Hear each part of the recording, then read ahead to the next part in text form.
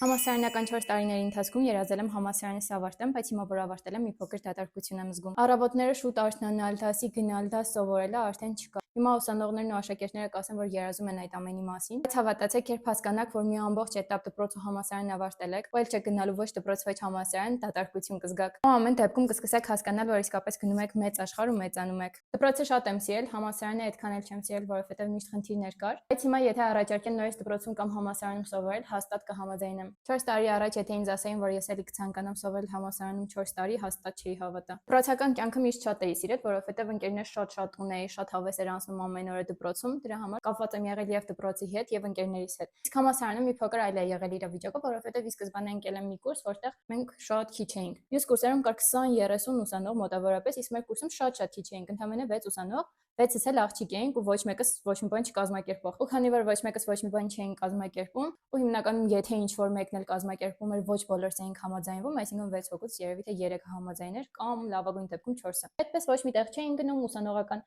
աշխուժ կյանք չէինք ունեցել, համալսարանական ինչ-որ միջոցառումների հիմնականում չէինք մասնակցում, տարանջատված կուրս էինք։ Փոքր կուրս ունենալն էլ իր դրական կողմերը ունի, որովհետև միշտ ավելի մտերմիկ հարաբերությունների մեջ ենք եղել դասախոսների հետ, ավելի հեշտ ենք գնահատական ստացել ու ավելի հեշտ ենք դաս պատասխանել։ Արդեն պատրաստ եմ տանից դուրս գալուն ու ուղղակի ուզում եի ասել, որ եթե հիմա դուք սովորում եք դպրոցում կամ համալսարանում, վերցրեք դպրոցից ու համալսարանից այն ամեն ինչ, ինչ որ համալսարանը դպրոցը կարող են տալ ձեզ, եւ ուսման առումով եւ ընդհանուր ժամանցային առումով, որ հետո չզղջաք, որ ինչ որ բան չեք արել կամ ինչ որ բանի չեք մասնակցել։ Ու ամենակարևորը չմոռանաք բաժանորդագրվել։